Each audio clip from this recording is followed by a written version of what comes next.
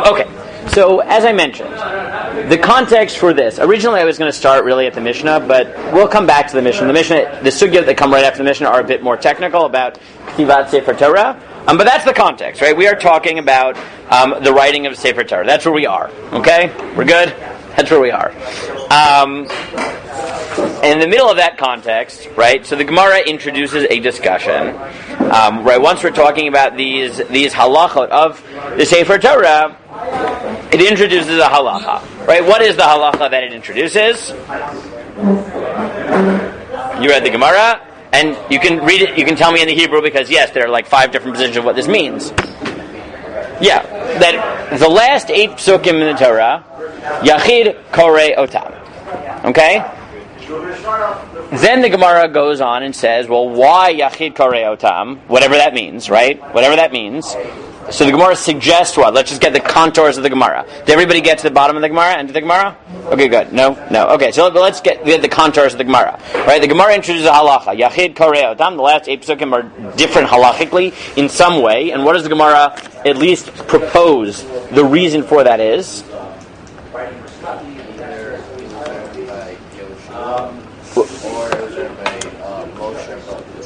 So, well, let's sharpen it a bit, right? What is the Gemara's actual claim, right? What does it think that halacha depends on, right? You're right. That's the machloket. What? Right, and that halacha would only be true according to which position? In the original the original proposal, right? Meaning that it's written by someone. Right? So very simple, right? The first attempt of the Gemara, right, is that, right, the last 8 Pesukim, right, the last 8 Pesukim, right, are halachically different. Let's just say that, right? Right? Whatever Yachid Korei Otam means, right? Because, right? Why? Because they were written by either Yeshua. Do you guys know formal logic at all? Okay, I'll teach you formal logic, right? And this is like the most basic thing in the world, right? This is just if P, then Q, right? Meaning if this, then that, meaning this follows from this, right? So Gemara's first attempt is, right? If Yeshua wrote the last 8 Pesukim, then they are halachically different, right? Now, if you guys know formal logic, what follows from if P, then Q? The contrapositive, which is? If not Q, then not P. If not Q, then not P, right? Meaning, if it is forbidden for for someone to read, if this halacha is not true, that must be because Yeshua did not write them, right?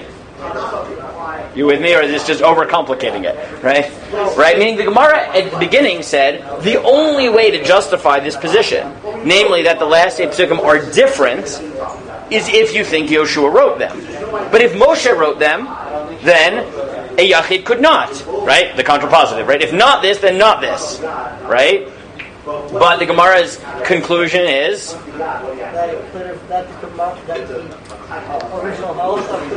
correct, right? That these don't hang on each other. Meaning, this is just a halacha, right? The last 8 Pesukim can be read by a Yachid, whatever that means, and it has nothing to do with the authorship question. Because, in the end of the day, there are 2 possibilities, which is either Yeshua wrote them or Moshe wrote them b'dema, whatever that means, right? Right? Either way, these Pesukim are different than the rest of the Torah, and therefore the halachot are different regardless of authorship. Okay? Anyone who got to the bottom of the Gemara, is that a fair summary of the general contours of this argument?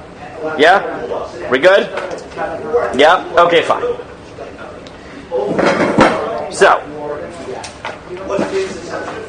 that's just the general, right? The general outline of the argument, right? Is that first the Gemara introduces a halacha, Yachid Korei Otam, right? The last 8 Pesukim, whatever that means, they're halachically different than the rest of the Torah. The Gemara suggests that that's only true if they were written by a different author, and the Gemara concludes, no, it doesn't matter, right? Whether you think that Yeshua wrote them or you think Moshe wrote them b'dema, whatever that means, they are different, and therefore it is legitimate for them to be different halachically, right? Because the way they were written was different, either in authorship or in context, method, however you understand bidema. And again, we're going to deal with that. Okay? So, if I ask you now, what things do we need to understand in this Gemara, right? To fully understand everything that happened in the Gemara. I know not everyone got to the bottom, but just what things are we going to have to analyze to fully understand the sugya from beginning to end? I'm just grabbing this is the eraser part fell off of this. So I'm just getting a paper towel or whatever. It's a paper towel's fine. Right? What things do we have to analyze? Right? Tell me what things we got to analyze. Right? What questions do we need to assess to fully understand everything that just happened in the sugya? Yeah. Okay. We're going to have to figure out what exactly does it mean. Yached korei otam. Right? What does that mean? Right? What else do we have to figure out? What does it mean, bidema? Good, right? What does bidema mean? Right? What does this mean? And why does this matter? Right? Right? Meaning, okay, Yoshua wrote it, that's different. Whatever this means, why would that lead to this halacha? Right? Meaning, we need to understand them independently. Yeah, what else? And also, if there might be an assumption that second thing, that Moshe B'dema wouldn't actually lead to that. Right, we need to understand both stages of the Gemara, right? Meaning, the first stage of the Gemara thinks that Moshe Katav B'dema is irrelevant to this, right? The Gemara's conclusion is that, right, this has the same halachic import of Yoshua Katav Otam, right? What else do we need to understand?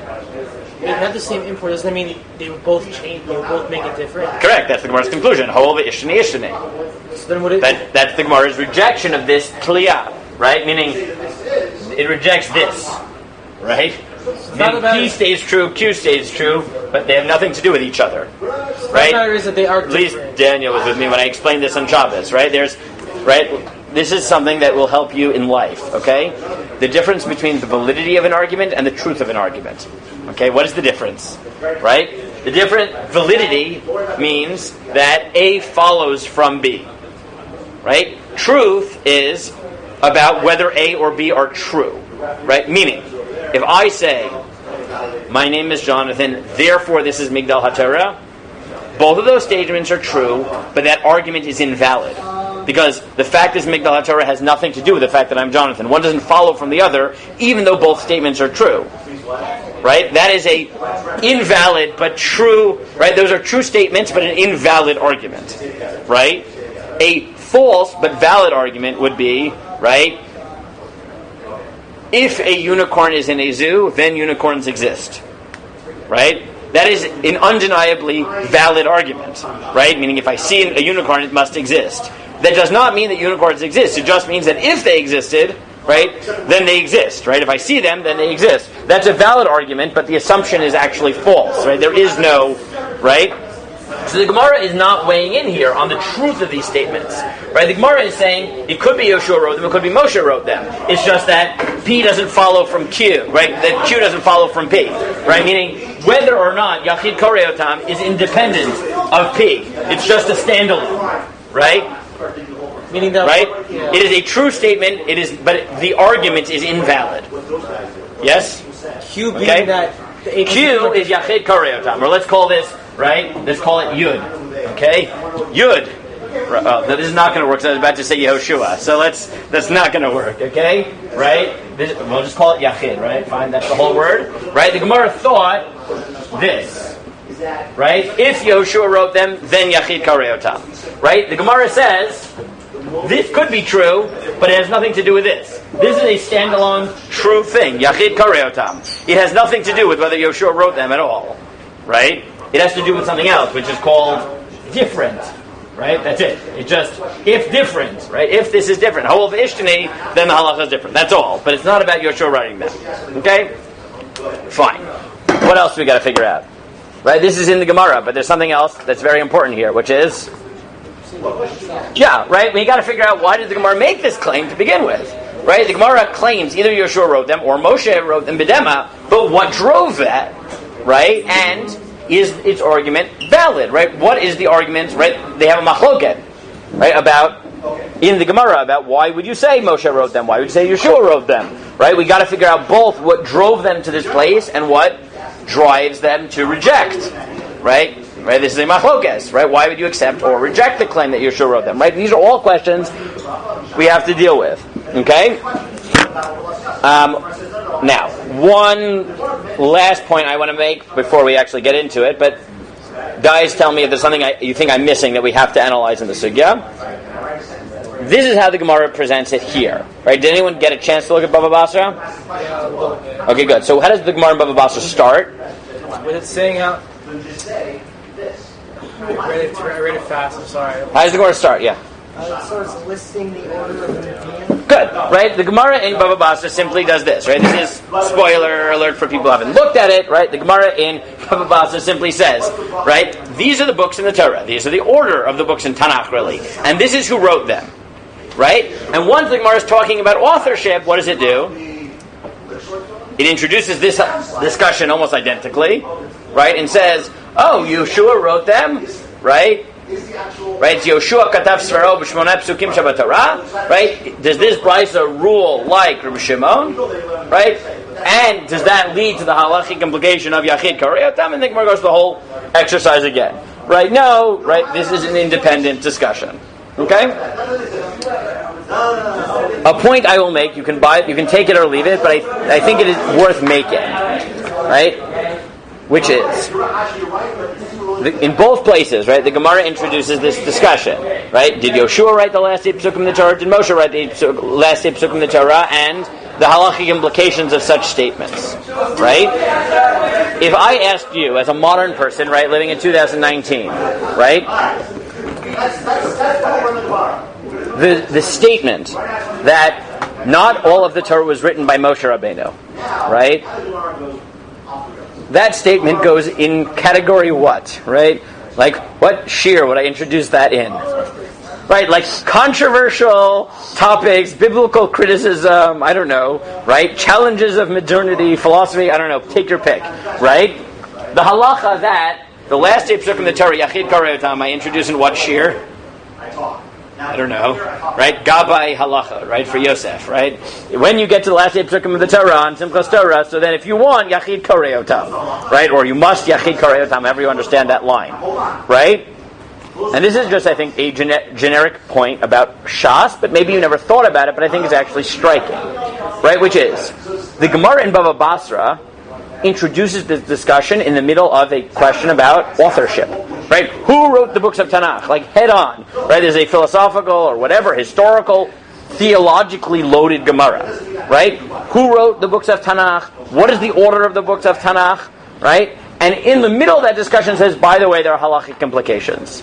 In the Gemara in Menachot, it goes the opposite, which is, right, we're talking about halacha of Sefer Torah. So the Gemara says, by the way, once we're talking about the Sefer Torah, if you get to the last 8 Pesukim, there's a halacha you should know about called Yachid Kareyotam. And by the way, that hangs on huge historical, theological question. Who wrote the Torah? Right? I just find it striking and worth remembering that the Gemara has no problem, right? The lines that we make in how we divide up our learning are fundamentally arbitrary and very anti-Talmudic, right? Meaning the Gemara will start with run-of-the-mill, Gabbai-esque questions of who can get which aliyah, essentially, right? And launch from there without blinking an eye into the largest historical, theological questions we have, which is who wrote the Torah, right? And was all the Torah given by Moshe? Right? These are the things like we put literally in the Ani Mamim. This is not like not an exaggeration, right? Who wrote the Torah? Right?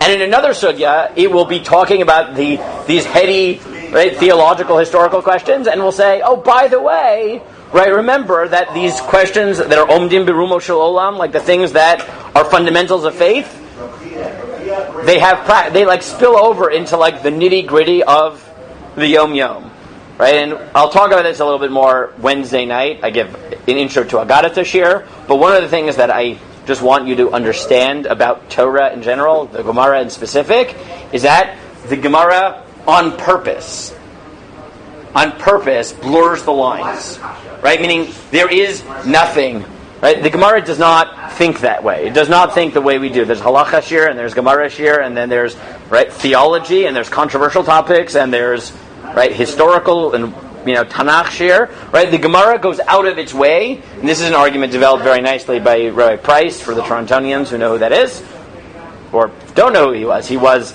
the leading posek in Toronto. He was Rabbi Felder Senior's Rebbe. Right, Rabbi Gedalia Felder's Rebbe. He was like the Gadol of Toronto from the 1940s to 1990 when he passed away. He built the second Eruv in Toronto. Okay, historical fact for my Torontonians, right? The first 4 Eruvin built in North America were what? Number 1 was, none of you will guess this unless you were in my share last year and you remember, right? The first Eruv in North America was built in? I want to say, if you get this, I will be shocked. What? It'll become his favorite studio. Austin? St. Louis. St. Louis in the 1860s. About to say that. 1960s, okay? The second Eruv was, like city Eruv, was? San Francisco. New York, 1905. The third Eruv in North America was Toronto. Built by, before Rabbi Price? No. It was built by, how do you pronounce his name? The author of the Chavilim Ben Imim. Something with a Gimel, and I can't pronounce it, but that's okay. Like Gor Baucher, something like that. No. And then it was renewed, right, and expanded under Rabbi Price when he moved in the 40s, right? Okay? So Rabbi Price in his, when you go back to Toronto every year, Rabbi Price left a fund to carry on his legacy, because in addition to being a Talmid Chacham, he was a very wealthy man. He owned the land that currently has Yorkdale Mall. So he was a very wealthy man. So he left a yes. See, that means something to you. So he left a trust. And one of the things that trust does is they have a dinner once a year in memory of Rabbi Price, which is a free 3-course dinner down at Shari Shamayim with a shir about Rabbi Price's Torah. So I gave it a few years ago, and Rabbi Price makes the point there, right, that this is how the Gemara is intended. Right? The Gemara wants to blur the line, and I think this is just an educational point.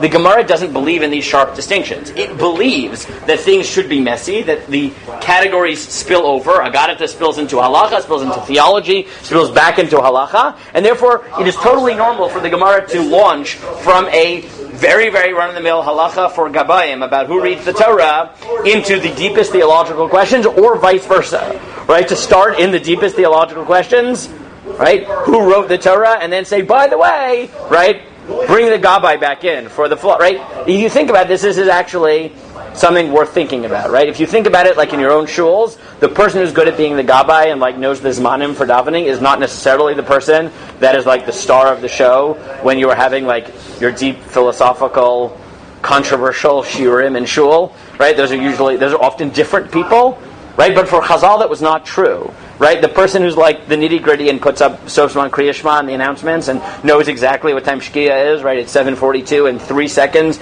If you're on this elevation, right, that person is the same person who should be in Shir when we're doing this.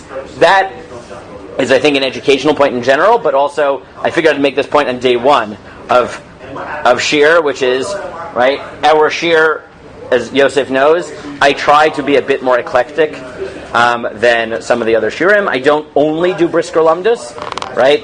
I want you, when you walk out of this year, to have honed different skills in Torah, which means some of it is analytical, some of it is exegetical, right? And how to read Gemara, how to read Tanakh. He likes to use big words also. So don't be afraid to ask what they Analytical.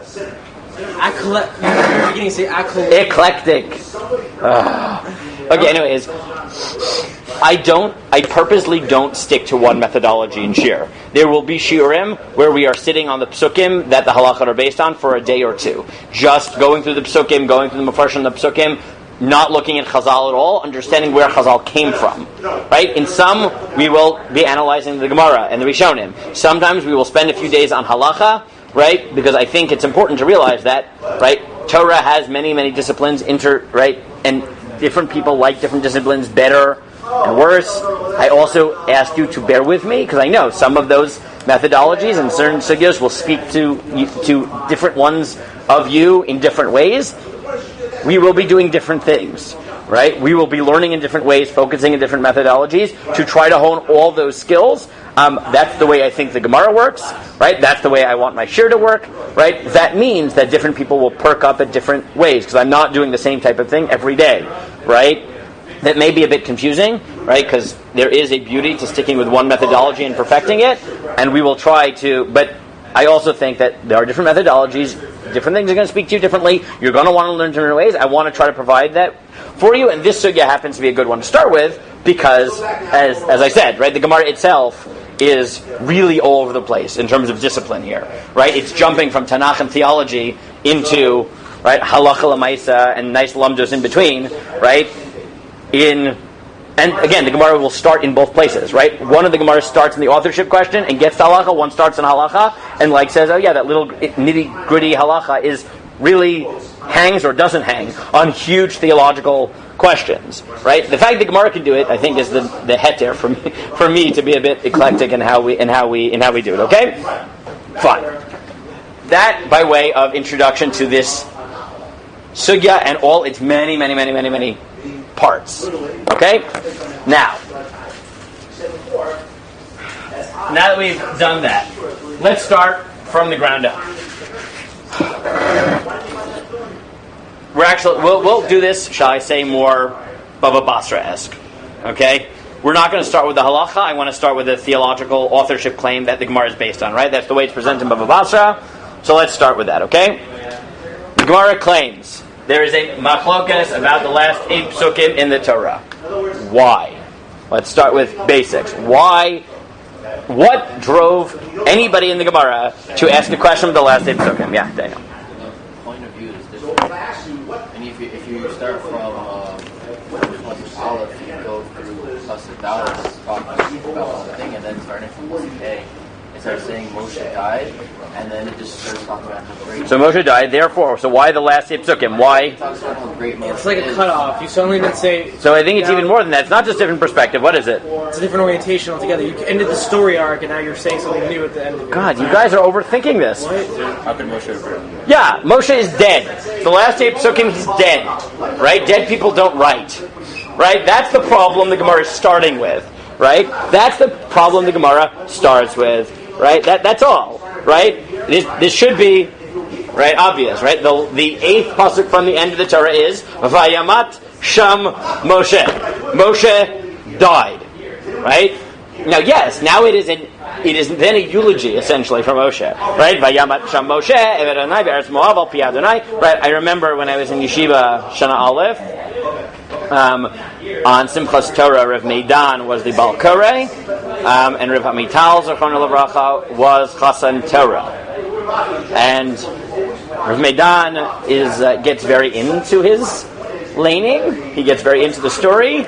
So he got to Vayamat Sham Moshe, and Changes to him. no, he burst out crying and could not continue, right? He had to gather himself because he was so hurt because Moshe died, right? If you really understand what Moshe did for us, right, you might cry, right? Vayamat Sham Moshe Adonai be'eretz Moav al pi Adonai vayikbar oto bagai be'eretz Moav mul beit Peor v'lo yadai ish et purato ad hayom hazeh, right? He died. No one can visit his kever, right? Can you imagine, right? I'm not a big kever person, but can you imagine, right? The lines I at least hope this is true. I'm going to pray to God that what I'm about to say is true, and if it's not, and part of me thinks it might not be, I'm going to be very sad. Knowing how long the lines are and how busy it is at Rav Shimon Bar Yochai's kever on Lag BaOmer, one would hope that if we knew where Moshe was buried, that it would be even busier. I'm not sure that is true, right? But I do hope it is. But we don't know. Yeah. The Christians argue that we do, right? They have their spot just next to Jordan. Muslims also have traditions. There are a lot of traditions about exactly where he is buried. That is true, but we don't know for sure, as the Torah tells us, right? And then we get his eulogy. Moshe ben Me'av Esim Shana b'moto lo chata eino v'lo nas lecho. Right? He was 120. His eyes were still functioning. His skin still maintained its moisture. Right? Meaning he wasn't he wasn't a wrinkly old man who couldn't continue. Meaning he could. The only reason he didn't continue was because God said it's over. Right? He didn't die of old age. He died because God said it's over. Right?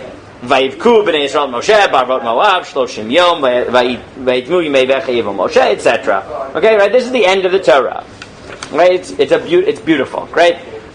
Very simple. The reason we know that the last 8 Pesukim are different is because Moshe is dead. Okay? Moshe is dead. Now, According to... No. We know they're different because Moshe is dead. That is not question. There is no other way of reading the words Vayamat Sham Moshe than Moshe died. Moshe is dead. What was the thing you said? Okay? Moshe B'al. We didn't know what the word meant. What? It was Moshe. It was either Yoshua or Moshe B'al. B'dema. Okay, wait. So the Gemara claims, right? This is the problem. Let's do this very methodically here. This is the problem. Okay? Is that Moshe is dead. How does Moshe write?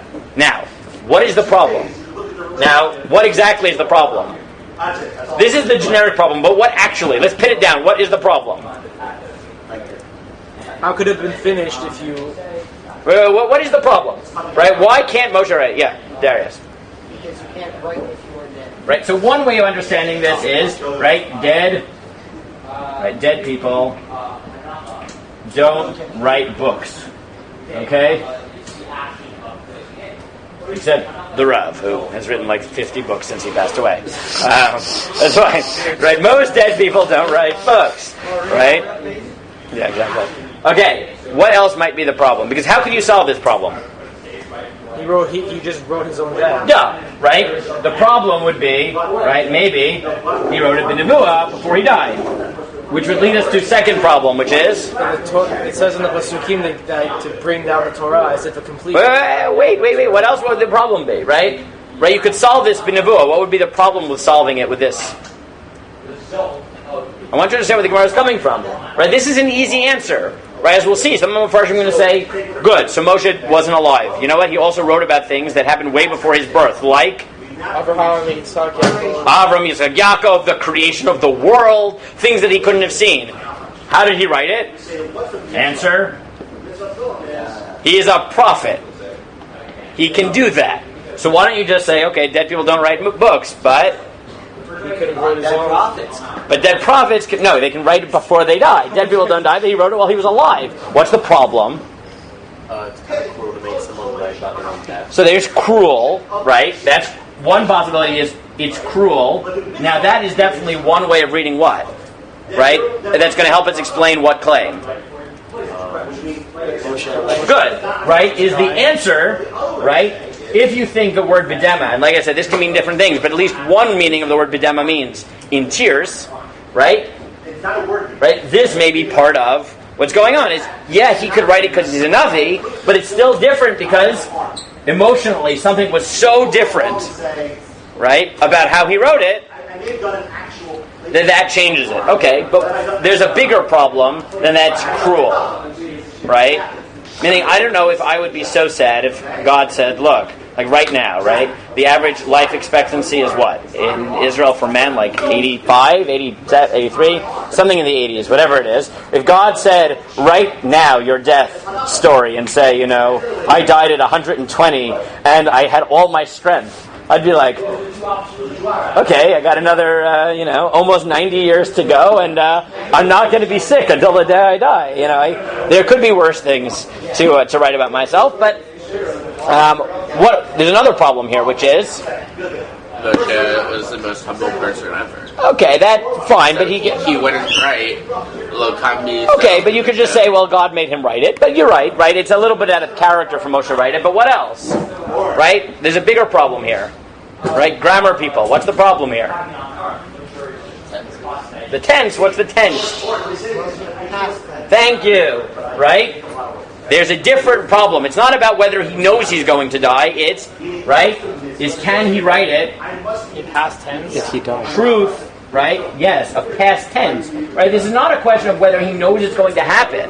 But it's not an information question. It's, is Moshe allowed to write past tense. In the past tense, and Moshe died, because clearly he isn't writing it then. If he has right? nevuah that people read the Torah in the past tense, wouldn't you? But you understand the potential. This is what I want to point out: the potential reasons to drive you to the claim that Yehoshua wrote it are either dead people don't write, but you could solve that with nevuah, right? But the problem that you're going to run into, right, is he's not just writing that this is going to happen, he's writing that this has already happened. Now, nevuah can't help you there, right? Nevuah can't make that statement true.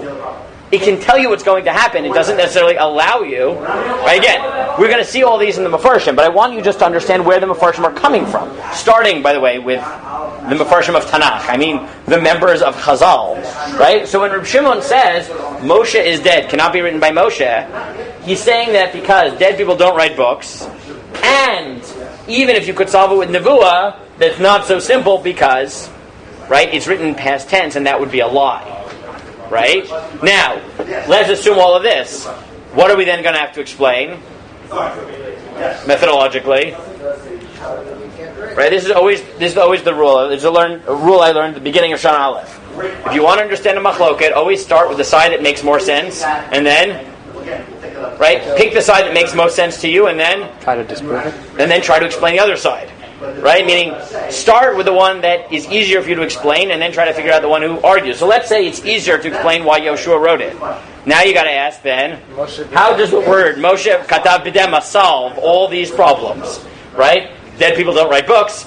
Even if they do, they don't write it in past tense. Right? It was considered dead. We can come up with all types of answers, but I'm just highlighting what we have to analyze. Right? Now, there's another problem that we will do when we finish this, but there's another problem that the Gemara never mentions, but should stare you in the face when you read the Pesukim.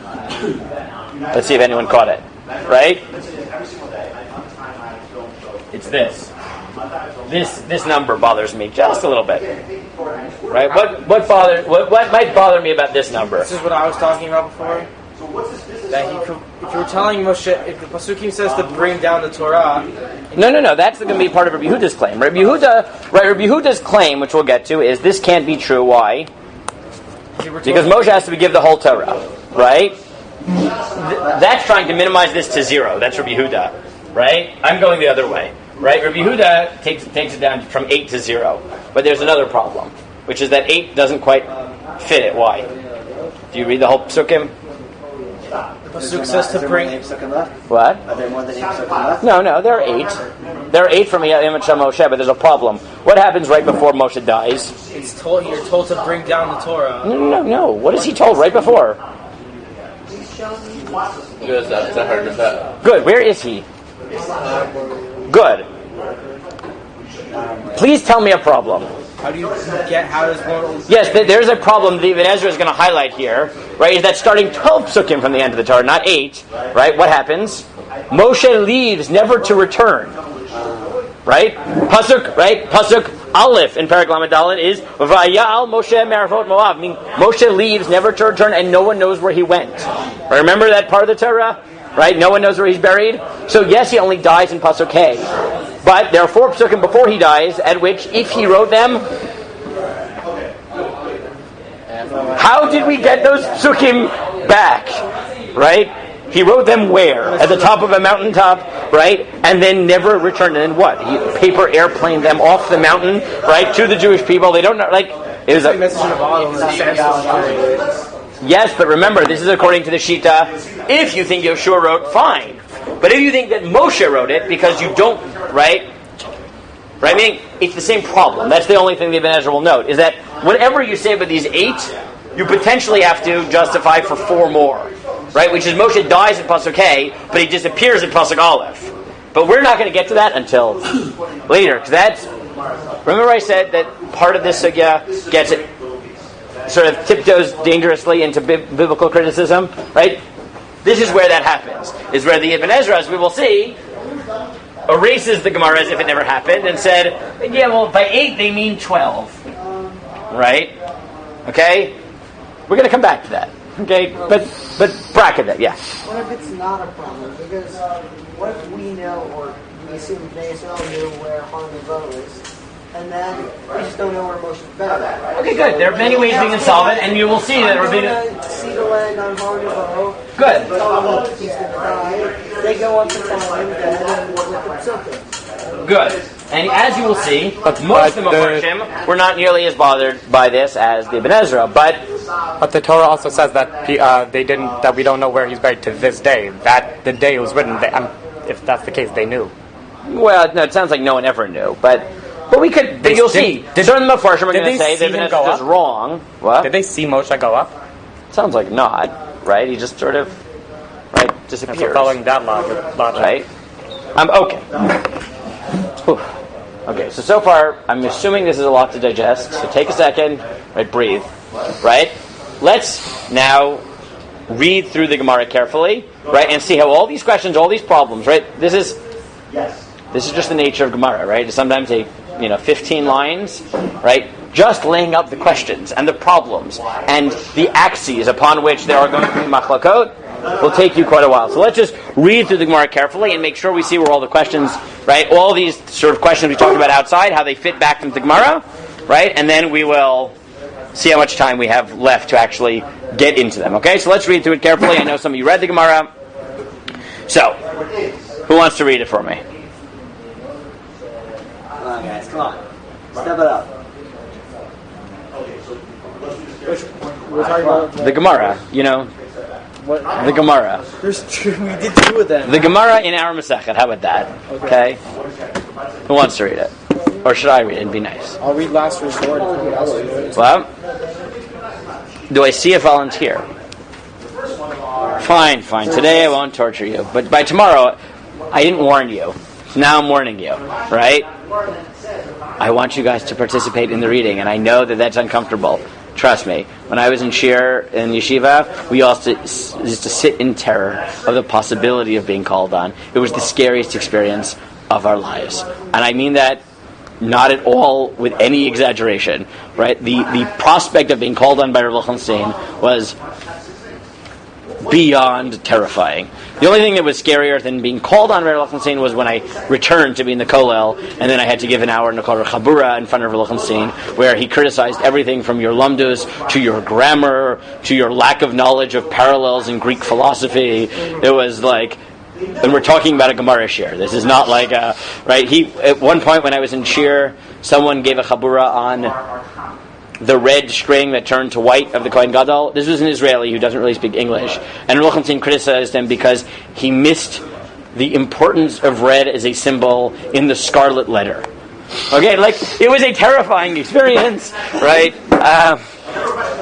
So I get it. It is scary. I'm not that scary, okay? What? It sounds like going like grandfather. Okay, good. Fine. So, Amar Rabbi Yeshua bar Abba, Amar of Gidel, Amar Rav. Okay? Shmone Pesukim Sheba Torah Yachid Korei Otan. Right? So as I said, the Gemara in Menachot introduces this as a halachic discussion. Right? The last 8 Pesukim in the Torah, an individual can, must. Right? I hope you already see the ambiguity. Right? Once we get to this phrase of Yachid Korei Otam, understanding it is going to require us to read that Korei. Right? Korei can be translated as can or must, right? You can already tell that is going to be the subject of machloket. Right? Again, I just want to read the Gemara and see where every machloket comes from a very carefully read, right? Carefully reading the Pesukim. Yachid karei otam b'beit hakneset. So the Gemara says, Kima, right? According to whom? Dilo kirib Shimon. This is not like Reb Shimon Ditanya. Vayamat sham Moshe Eved Hashem. Right? Moshe died, the servant of God. Efshar Moshe Chai, v'katav vayamat sham Moshe. Is it possible that Moshe is dead and is writing past tense? Is it possible Moshe is alive and is writing past tense and Moshe is dead? Ella ad kan katav Moshe. Until this point in the Torah, the first 5,880 Pesukim, Moshe wrote the Torah. Mikan va'elach katav Yoshua ben Nun divrei Rabbi Yehuda. Rabbi Yehuda says the last 8 Pesukim are written by Yoshua. Ve'amri la Rabbi Nechemia. Some say it wasn't Rabbi Yehuda, it was Rabbi Nechemia. Amar lo Rabbi Shimon. Rabbi Shimon now says. Now, Again, why does Rabbi Yehuda think that Moshe didn't write it? Because of the past tense. It sounds like the past tense, right? Efshar Moshe Chai. Is it possible Moshe is alive and he's writing Vayamat? Reb Shimon introduces a theological critique of Rabbi Yehuda / Reb Nechemiah's position, which is After Sefer Torah Chaser Ot Achat Uktiv Lakoch et Sefer Torah Zev Samtem Oto Vigomer. Right? Moshe is told, give the Torah. What is the Torah? The whole thing. Right? A Torah becomes kosher when it is done. Right? You've ever been to Achnasat Sefer Torah? Right? You finish the last letters. Until then, it is nothing. It is not a Sefer Torah. Right? Torah must have everything in it. Moshe is told to give the Torah to the Jewish people. How could he give the Torah to the Jewish people if you have a single letter, right? You get up there for an Aliyah, you're reading the Parsha of Rosh Chodesh, and it says, I don't know, Tamid without a Yud, right? It is what? It is pasul, right? It is invalid, and a single letter is missing, and it's invalid, and yet you're positing that Moshe gave what was considered by God to be the complete Torah, even though it's missing 8 Pesukim. Now, how would you solve that problem? Right? Reb Shimon has this theological problem, which is the Torah must be complete. Now, what might be the answer be? I know a halachic answer. Yeah. You could have a shaliach finish it for him. Sure. Right? But how else might you answer? Right? What's the problem here, right? Reb Shimon has a theological response, meaning, right? Yehuda, Rabbi Nechemiah, whoever it is, says that they are convinced the 8 Pesukim are written not by Moshe but by Yoshua because textually it talks about Moshe being dead in the past tense. That is a lie, right? That is untrue. Reb Shimon, does he answer that question? No. What? No, I erased it several times, but I'm good now. Well, yeah, you can take it. There's only one working marker. Sorry. I wasn't prepared for that. Does Rabbi Shimon answer of Yehuda's historical claim or theological claim or whatever claim? No. Right? Meaning this is interesting, but does he seem to be bothered by Yehuda's claim? No, he seems to be. If I read it, I would say he's overwhelmed by a theological / exegetical problem. Right? Yosef's like, why are you using these words? He's overwhelmed by either a philosophy problem, which is, I can't believe that the Torah was ever not complete, or a textual problem, which is, the Torah says that Moshe gave the Torah, I think the word Torah means everything. Right? How might Rabbi Yehuda or Rabbi Nechemiah respond to that? He wrote it preemptively, knowing No. Rabbi Yehuda, who thinks that Moshe didn't write it. Didn't write the last 8, yeah. It's not part of the Torah? So you could say it's not part of the Torah. That's a very radical claim, right? Or Part of not. Well, Yeshua got Nebuah, and how would you solve the problem? Is this called the Torah if it's missing letters? What might the answer be? Or maybe up to that point it was. Missing letters. Yeah, like it's what do you right? At this point, this is as complete as the Torah could be. So Moshe gave whatever he could give, and then the rest. Yeshua finished it off, like big deal. Right? What are you getting so worked up about? Right? Or as some of the Mefarshim note, like every Torah starts out pasul, right? It's pasul 5,887 and a half Pesukim in. Right? It's pasul until that last letter.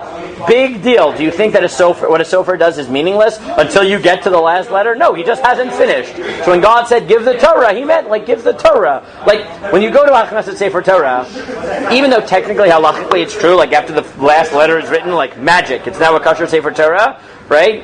You wouldn't want someone going up to the Torah before the last letter is written and, start shredding it. Right? This is a Torah in process. You still might refer to it as a Torah. Right? Yeah. But wouldn't that be because it has Hashem's name on it, not because it's becoming a Torah? Really? If I said, hey, we're going to Achnasat Sefer Torah, they're going to finish writing the Torah, would you get annoyed at the grammarian who would say, they're not finishing the Torah, they are going to complete something which will become a Torah at the end. You can't complete the Torah; it's not complete, right? For purposes, right? Like the Correct, but how annoying is that person, right? Rabbi, but we're just trying to. No, I understand, but it's not crazy to say Torah means like the Torah, everything in the Torah up to what Moshe could write. Give that, and then the rest will be, And if you look at the Gemara in Bava Basra, which you can look at, the Torah, shocking, is not the only book like this. How many books were written by more than one person, according to the continuation of the Gemara? Almost all of them. Yoshua, according to the Gemara, wrote his book until he died, and then it was picked up by people after his death. Right? Shmuel writes his book, Shoftim, and his book until, surprise, he dies. Right? And then God and Natan pick up. Right? There are a lot of books like this where people die, like the main character dies, and then so the Gemara just says, this is not only yes, the Torah is different, but fundamentally, it doesn't bother you when I say Yoshua wrote most of his book. Right? Yeah, the end he didn't write. Right? It's like someone who writes. Has anyone ever read the last lecture? The last lecture was a book which was put out by. It was a series of lectures. Okay, there at Carnegie Mellon University in Pittsburgh, there was a series of lectures that they used to have, which were called something like the last lecture, which was a professor would come in and give one lecture theoretically about his death. Like, if I had the last lecture I could give in my life, this is what it would be. Okay? And then at some point they had a professor, Randy Pausch, I think is how you pronounce his last name, or Pausch, or something like that. I think I got that right. Who was diagnosed with terminal cancer, and therefore actually gave his last lecture, right? And it became very popular because, it was actually a dying man giving you his last lecture, and it was turned into a book, right? No one gets, worked up. No one will say, Randy didn't write the book because, at the very end of the book it says, and Randy died, 4 months after publication, whatever. Everyone understands, he's a dying man. He writes the book until the end, and then, so there's an epilogue at the end, right? Beloved professor, Randy died on blah, blah, blah, blah, blah, right? Just literally here. Yeah, it's not crazy. You could say, now obviously, right? Obviously Moshe's a bit different, right? Moshe, this is the Torah and not some random book, and Moshe is Moshe and not a computer science professor at Carnegie Mellon University, and, sure, the words that... But, it's not al panav insane for someone to claim, Moshe gave the Torah. You can imagine Yehuda and Nehemiah saying, listen, calm down. Moshe gave the Torah. Yeah, he didn't give the last 8 Pesukim of the Torah. He gave the Torah, up to where he could possibly give. He gave, and then he died, and Yeshua finished it up, and wrote the epilogue, and wrote about Moshe's life, and how great a guy he was, and it's fundamentally Moshe's book, right? Again, you can see both sides of this, right? You can see Rabbi Shimon is taking the position, no, the Torah is unique, right? It's complete, it's an atomic unit called the Torah. You can't break it up, 5,880 and 8, right? And then you can imagine Yehuda and Nehemiah saying, Tiraga, right? Kulet, calm down, you're okay, right? It's called the Torah even before then. Okay. Then the Gemara continues, and it says, Ella, but he agrees, but Reb Shimon has to agree that what? Even if Reb Shimon, right, doesn't think that Yoshua wrote the last 8 Pesukim, what does he have to agree to? What does he need to explain? But why does he need to say those words? Because what does he need to say? Well, no. Remember, the Gemara is taking 2 different statements that exist independently and trying to connect them, but then it'll split it apart, right? Which means that you have to view Nehemiah's statement and Yehuda's statement and Shimon's statement independent of the halacha, right? This is an important point, right? The fact is, right, the Gemara rejects the connection in the end, right? The Gemara is taking 2 separate statements and trying to connect them, but they stand independently, which is how the Gemara concludes. What does Rabbi Shimon need to explain? How it was written. Yeah, how, right? Is that Rabbi Yehuda has a very easy way of explaining how the Torah was written. Namely, the last 8 Pesukim after Moshe is dead are not written by Moshe. Easy. That may carry theological weight, right? That may carry theological problems. But it's easy enough of a claim. Moshe is dead, so he didn't write it. Right? Reb Shimon is claiming that dead people do write books. Right? So now he has to explain it. Now he isn't willing to actually sign on to that. He doesn't think Moshe wrote it right posthumously. He thinks that Moshe wrote it while he's alive. But now he has a problem. How did Moshe write it?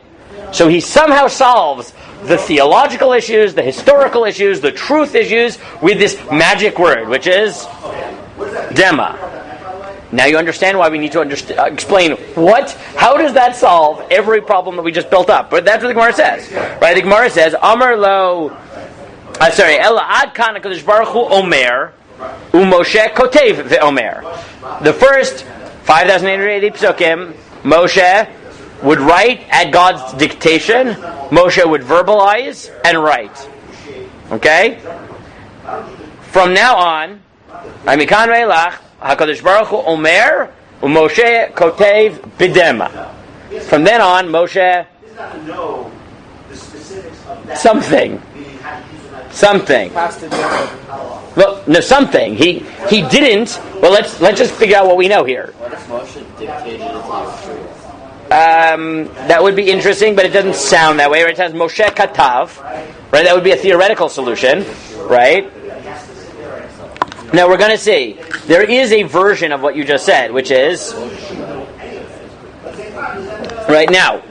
Now, let's try to translate the word bidema, because as you can see, this is going to cause a lot of problems. Okay? What is the ambiguity around the word bidema? It's with something. Right? It means with something. With dema. What can the word with mean? With somebody. I'm being nitpicky, but I'm not really. Person? I mean, it could, but that's clearly not what it means here. But what might it mean in context? What? Right? Meaning, it could be describing context, or it could be describing, right? Meaning he wrote it while crying, let's say. Right? What else might it mean? A tool. Yeah, it could be that bi means, no, like literally, the tool. Like he wrote it in tears, not while crying. Right? Meaning, you know how idioms can be taken literally? When you say you do something in tears, right? There are two ways of meaning that. As an idiom, it means while crying. If you took it literally, it means wah, cry, put it in a cup, put the quill in the tears, and write in tears instead of in ink. Right? Literally. Right? That is, by the way, how several Rishonim take this. Bidema doesn't mean while crying. In tears, meaning metaphorically, it means literally. Bidema. Can you not? Really? Can you write with water? You can't see it though. Ooh. Yeah. And therefore what? I mean, it's like using a white crayon. Like, yes, there you're writing with it. Is it? You're not going to see it unless you have contrast. Unless you do what? You have contrast. Or what? Ooh. Or you trace it. Right? Remember you said maybe Moshe wrote it, he dictated to Yeshua? There is another option. Right? And then you'll see, some of the Rishonim understand this way, which is, there's a way which is almost like dictation, which is, write it in almost invisible ink. Right? Literally. Right? Write it. It's not true. Does water totally disappear? Right? Can you tell? Right? You can, if you look very, very carefully, you can see, right? It also ruins the paper. It's like the coffee stains. This is parchment. It doesn't get ruined so easily. Right? Parchment doesn't get, right?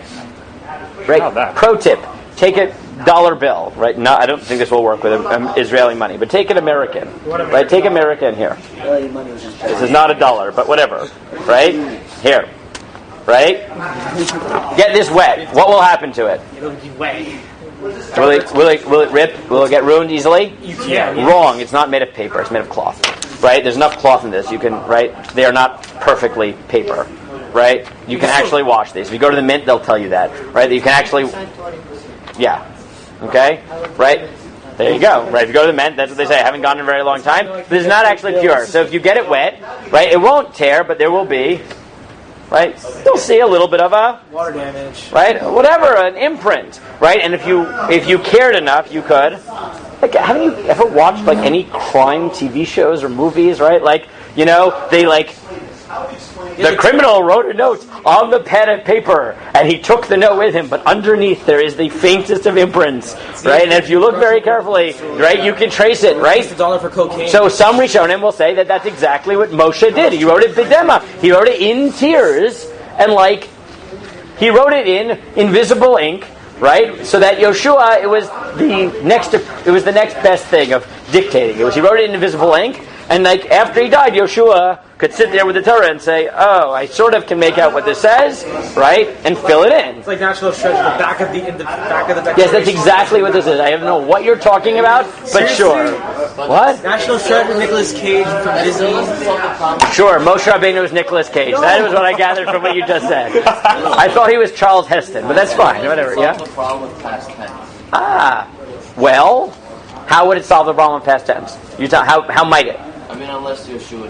He died, and then Yeshua wrote it. over and technically speaking. Which means, exactly, right? Unless you think that invisible ink doesn't count, right? From which you would... Now, one of the parts of the sugya I don't want to get too much into is that there's a lot of discussion in, the Achronim. What do we learn from this about lying in writing? Do you violate lying in writing, right? And all types of things, right? But, yeah, a plausible conclusion of this is writing a lie in invisible ink, right, or disappearing ink is not a problem because it's not permanent, right? And by time Yeshua got around to it, it was now indeed in past tense, right? It's like someone sketched out his death, right? This is what I imagine my death will be like, right? So I will write it in invisible ink, right? Or open upon my demise, right? Or something like that. I don't know, right? Doesn't that essentially mean Yeshua wrote it anyways? He's changing up words and things. So if you think now Daniel is right that this shita, this position that it was written and then rewritten by Yeshua is an attempt, right, by those Rishonim to have their cake and eat it too, right? Which is Moshe really did write it. He just he did and he didn't. But you're right? That's exactly what those Rishonim understand the word b'dema to mean, which is now methodologically speaking, right? Daniel's picking up something, which is the Rishonim who think b'dema means an invisible ink, right? Half buy, right? They buy both claims. You can't really write it, but you can't not write it, right? So he wrote it. It counted enough to make the Torah complete, right? But it's literally what it's saying is Moshe wrote the last 8 Pesukim in disappearing ink. And therefore, for a moment, the Torah was complete, but it wasn't a lie, because it was going to vaporize. Right? Right? That's essentially what he's saying. Okay, good. Now, there are other ways of understanding it, right? Which is, no, he wrote it while crying. But if you think it's while crying, then you got to figure out, so what? So he was crying, and therefore what? And therefore it's not a lie? Right? If I tell a lie while I am crying, it is not a lie. Right? That's good to know. Right? If I cry enough, right? This is, by the way, bad advice, right? Someone lies. There was a study once. It's a wonderful study. Again, I'm not sure whether it was a joke, but there was a professor who ran a study who said that it was amazing that in the last 2 weeks of a semester, during exams, grandparents tend to die with increasing frequency. Now, his conclusion, I kid you not, was clearly people share their troubles at school with their grandparents, and their hearts can't handle it, which leads to an increased death. And then the response was, no, it's called lying, you idiot. Right? But the point is, you can lie and cry. Right? It is still lying. Right? So you have to figure out, so what, he's crying, and therefore it's not a lie? Right? I'm dying. Right? I'm dead, rather. Right? It's not less of a lie if he's crying while he writes, I am dead. Right? So if you think it means that, you have to figure out what that would mean, yeah. The first option where he wrote the tears and Yeshua traced it, but some of them got lost. Not lost, but they... But when Yeshua's writing it, obviously, he's not stupid. So he knows how Moshe wrote the thing. He would have known Moshe didn't write any of the words in past tense. So why would he then write so this would be from his perspective? Well, this would be different. No, it's great. It's God dictates, Moshe writes, meaning this position is trying to maintain the divine dictation of the Torah to Moshe without having Moshe write a lie. So the way he does that is Moshe writes down from God, word verbatim, what God wants him to write, which maintains the divine, pristine nature of Torah, but he writes it in disappearing ink, which solves the lie problem, and then Yoshua, once it's no longer a lie, right, actually writes it. Right? Again, that's not necessarily a solution, but I want you to understand where that shita is coming from. Yeah? It's a lie. So that would be, right, so it's interesting, right, that no one just says, what's the problem? Right? So he wrote it. Now, that may be, Daniel may be right. That may be the answer for the people who think it means in tears. Right? The answer is, no. Right? This answer is really what? Rejecting the whole premise, which is, why can't you write the future in past tense if it's nevuah? Right? So he cried, right? Because it was sad. He was writing his death. But there's no theological problem. So what? There's no lying. It's not lying. Right? No one's going to accuse. Everyone understands why he had to write his death before he died. Right? It's not like Moshe was trying to lie to you. He just, like his ghost can write. Right? He just can't. Right? He can't continue. Right? Yeah. If disappearing ink counts as completing the Torah, can you have written in present tense and then Yoshua be switching the aspects? Interesting, but then you might lose the divine dictation. Right? Meaning, this answer is really trying to square a lot of circles. Again, once we see them inside, right, we'll sort of flesh it out. Right? Today I want to, right, I'm introducing all the positions, and then as you read them, I want to flesh. You understand how many questions there are in this sugya? This sugya is a great sugya because there's a lot going on in it, and each claim has to be analyzed at like 10 levels. But you're right. Right? Meaning, there are assumptions being made by this claim. Let's just try to get to the end of the Gemara, and tomorrow we'll try to pin these down. So then the Gemara tries to prove it.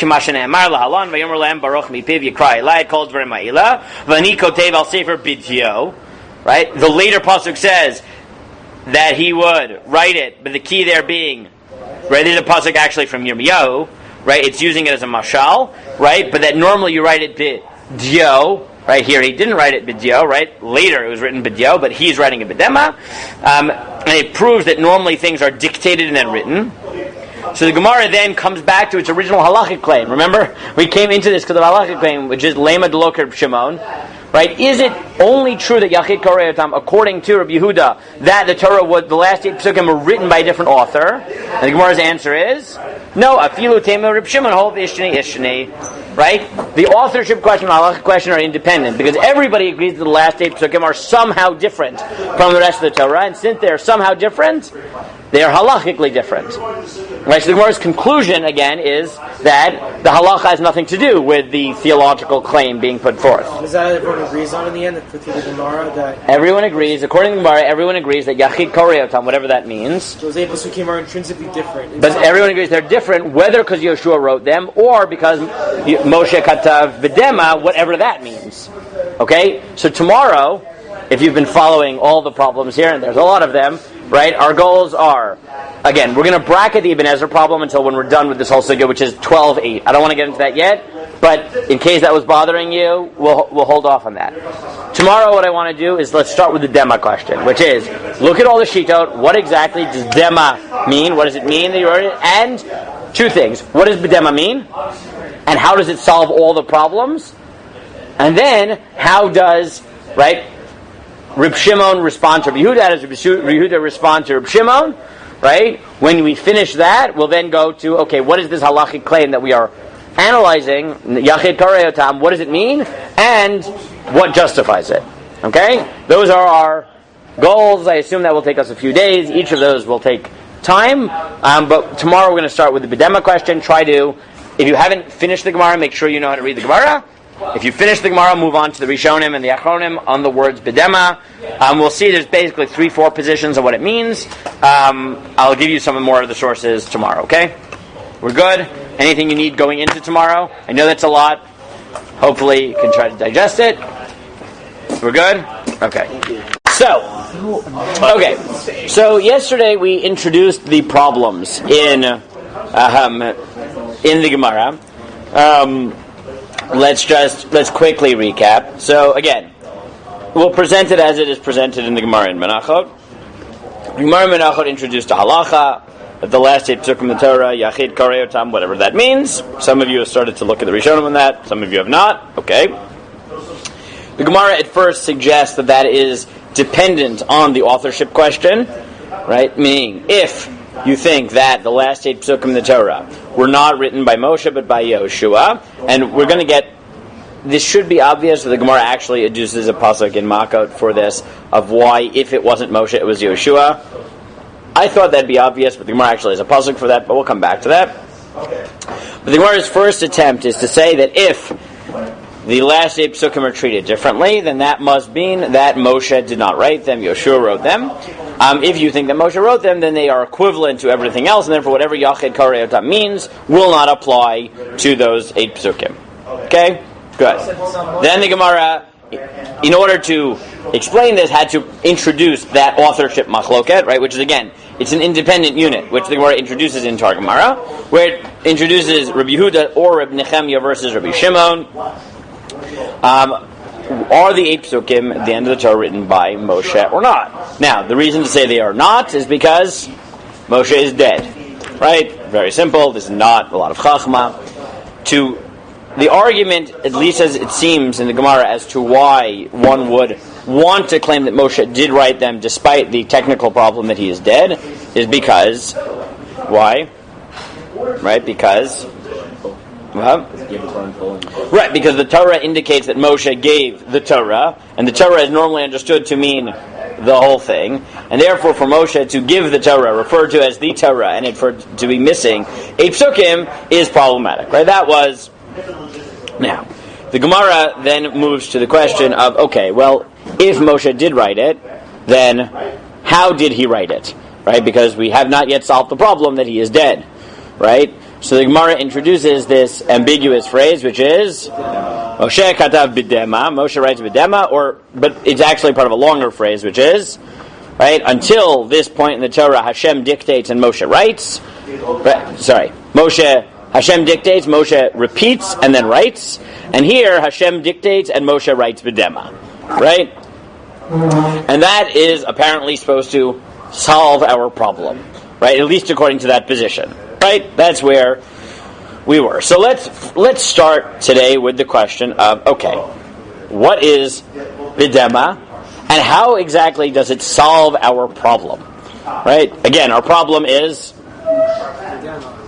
What is our problem? Our problem is that Moshe is... the problem in the Gemara, 2 questions. One is, again, there's 2 things we have to do today. One is, what does b'dema mean? What does this mean? And 2 is, how does it solve the problems that it's trying to solve, right? Don't get lost, right? You always have to remember that we have to figure out what b'dema means, but the reason we're figuring out what b'dema means is because that's supposed to be the magic solution to Moshe somehow writing Pesukim about his own death in past tense. Okay? You can write stuff about yourself in past tense. Yes, but it is a lie, right? If you write, I have already done something, which you are doing tomorrow, it is a lie. Okay, you wrote about his future in past tense. Yes, that would be a lie, potentially. Right? Assuming that is the simplest understanding of what the problem is here. I'm finishing Rav Ziring's shir at the same time. I have finished. Yes. I haven't finished. But you have not. My notes, you'll realize I have finished when I finished those at the end of those notes. Yes, but what happens if in the middle of shir you get pulled out for an emergency and do not finish the shir? Like the electricity goes again. And Yosef, therefore, is not in shir.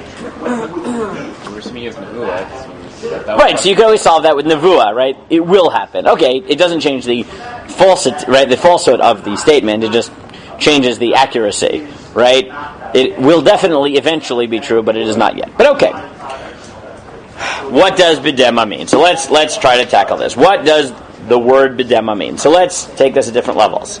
Okay? We mentioned this a little bit yesterday, but let's start this again. Okay. We'll do this in levels. Word, and then phrase. Right? First we got to figure out what the word means, and then we got to figure out what that actually means in context, right? Okay. So what does the word b'dema mean? So one possibility is tears. What else might it mean?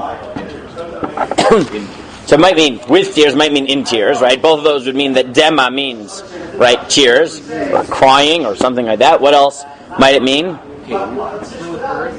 That would be the same, right? Meaning the shoresh here would be daled mem ayin, right? Would be like from dma'ot, right? Well, so what would the shoresh be? Right, meaning, not theoretically. Like, what might this word mean? Right, dema. Right, I know what the shoresh is. Dalad mem ayin can mean crying, tears. Right? No, that the shoresh there would be. First of all, that's a hey, not an ayin. Right? And what else might it mean? I mentioned this yesterday. What? So those are both mean that. Okay, so both of those. So now we have one interpretation of the word dema and two interpretations of the phrase. Okay, speak it right. Both we have one possibility is that dema means tears. Now either we can understand it meaning he wrote it while crying, or with tears, like physically, as the chomer of what he is writing with. But what else might it mean? Did anyone get to the gra yet or not yet? The gra. I'll take it as a nod. But okay, so I'll say it outside for now, right? The other possibility is that the word means another shoresh, it can mean mixed up. Right? In halacha, if you have truma, which gets mixed up in chulin, right? So truma can only be eaten by kohanim, right? And therefore what happens is you get mixed up in chulin. Right? So now you can't eat the whole mixture, and that mixture in halacha is called miduma. Miduma. Okay? Same shorish, dalad mem ayin. So the other possibility is that the word, the shorish, not the phrase yet, but the word means mixed up, right? Bidema means bidimua, right? Mixed up. Okay? How will this solve any of our problems? Okay? So let's try to figure this out. So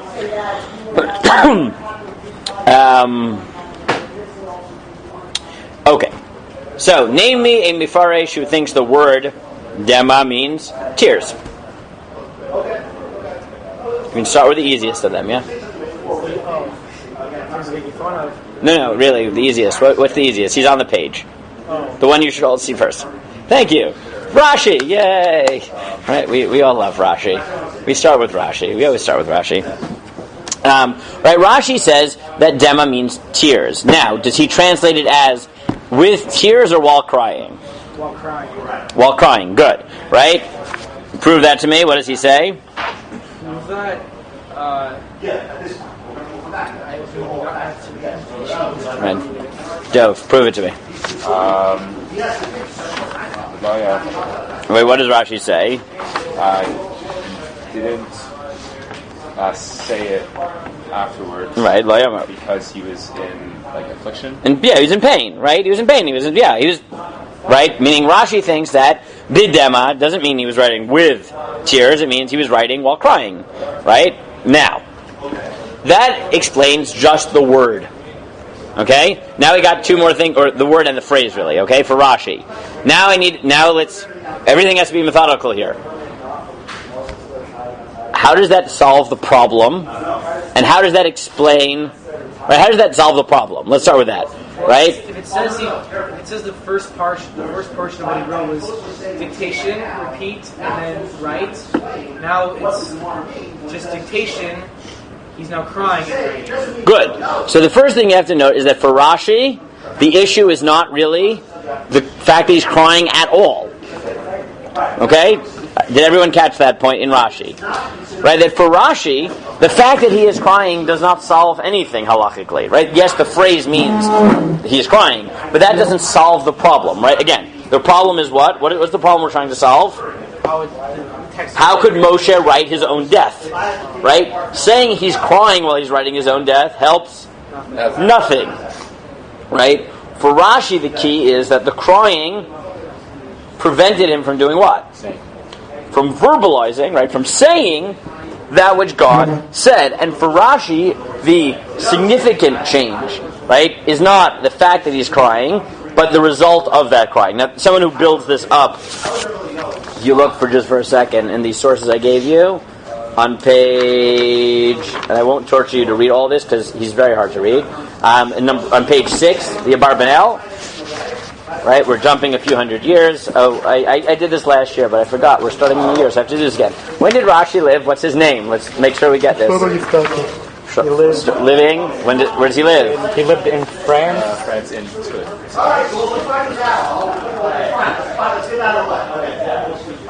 What century?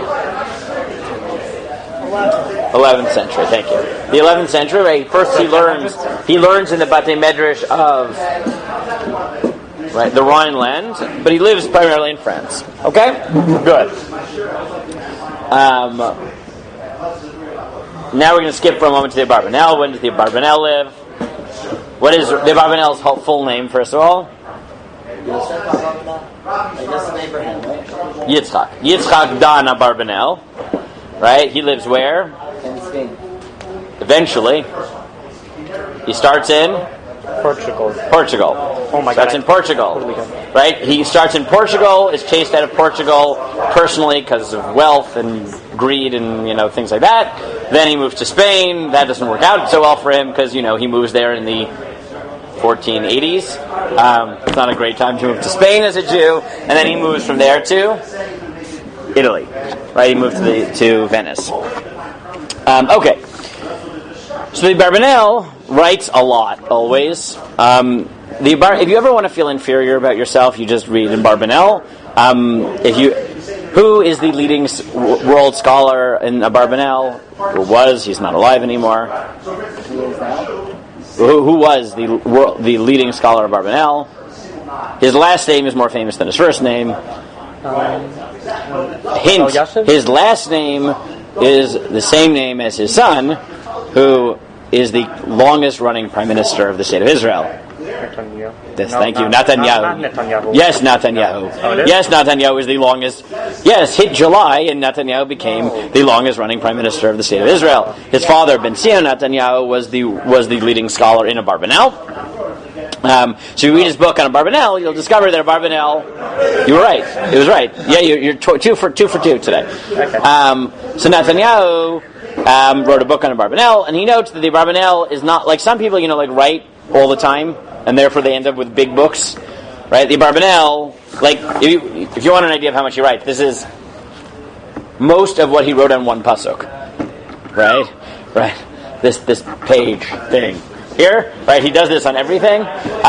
He wrote most of his book in a matter of weeks. Like he would have spurts of writing. So like Yehoshua, his Perush and Yehoshua he wrote in 2 weeks, and his Perush and Shoftim wrote in 2 weeks, and Shmuel in a month. Right, like he had a good summer, so he put out 3 books, and then he didn't write for 10 years because he got kicked out of 3 countries in that time, right? And then he had a spurt, and he wrote another book. So the Abarbanel is writing about this sugya, and if you look all the way at the left column here in 6, on page 6, got it? Where they underlined it nicely for you, he just says Ubepnei habichia lo haya yachol lachzor ha'amira. Right? I mean, he's clarifying what does Rashi mean? Because he was crying, he could not repeat the words.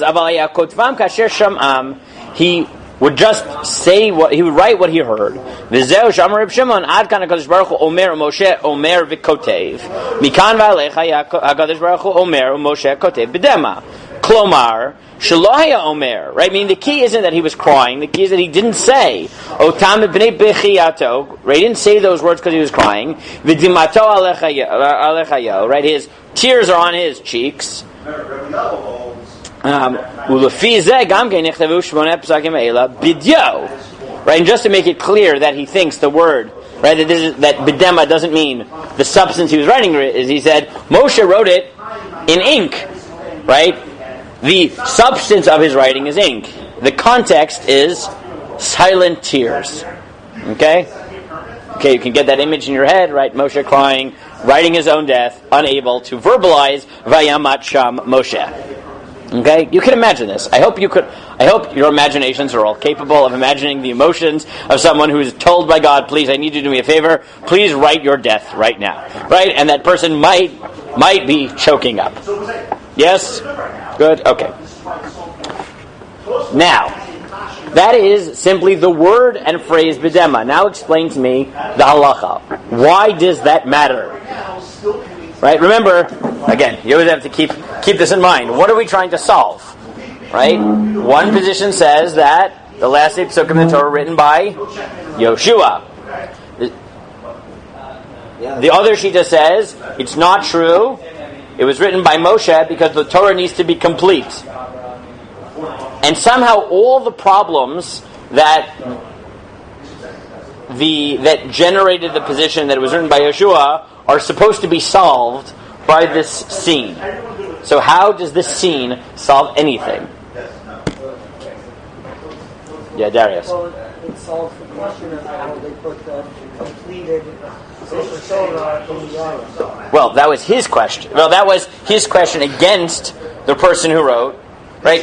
The Shita who holds that Moshe wrote the whole Torah, his problem was that he didn't believe the Torah could be incomplete. Right? You're right. It solves that problem. But what about the other problem, which is how could Moshe write his own death?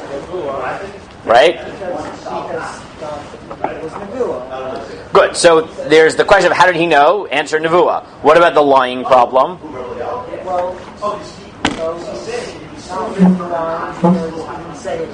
Good. Fine. You'll say So this is what the Maharsha says, right?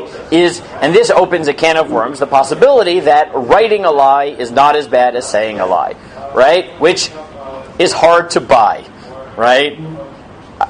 Right? I don't know if anyone else finds it hard to buy. I find it hard to buy that writing a lie is not so bad, right? It's worse. It's like contracts. It's fine. Yes. Just forge contracts and it's fine. Just don't say it out loud, right? The terms and agreements, things that everyone just agree for. There's clearly some stuff in there that are a lot.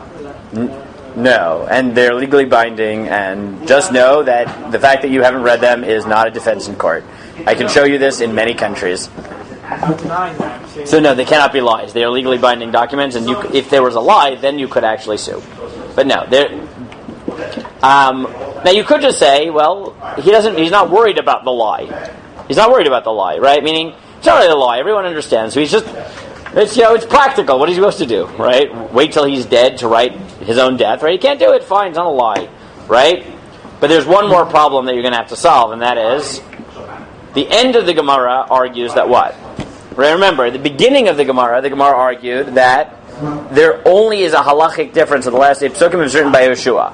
The Gemara's answer is It's different also. It's different. So now you have one more question that you need to answer is, why does the fact that Moshe didn't verbalize the Torah, why does that matter? Right? Why does that matter such that would be considered transformative enough, right? That now the last 8 Pesukim in the Torah would have a different halacha.